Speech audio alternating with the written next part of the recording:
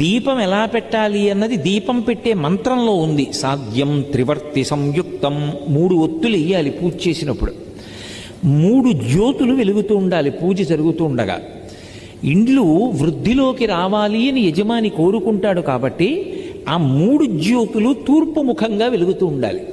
ఇంకొక ముఖాన్ని చూడకూడదు, తూర్పు ముఖంగా వెలగాలి. 3 జ్యోతులు వెలుగుతున్నప్పుడు దీపం వెలిగించగానే అది మంగళ దీపం, అది ఈశ్వర స్వరూపం. బ్రహ్మ విష్ణు మహేశ్వరులు ఆ దీపాలుగా ఉన్నారు, త్రిమూర్తి ఆత్మకం. ఇక వాళ్ళు ముగ్గురు తప్ప వేరొకటి లేదు లోకంలో.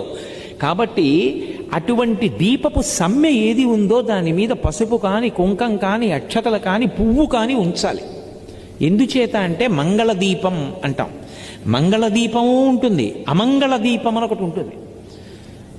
నేను దాని గురించి ప్రత్యేకంగా చెప్పక్కర్లా. ఎవరైనా వెళ్ళిపోయారనుకోండి, పార్థివ శరీరం ఒక్కటే ఉండకూడదు, అందులో జ్యోతి వెళ్ళిపోయింది. అందుకే ఏం చేస్తారంటే పడుకోబెట్టి తలకట్టున ఓ దీపం పెడతారు, దానికి మట్టు మీద పసుపు కుంకాలు వేయరు.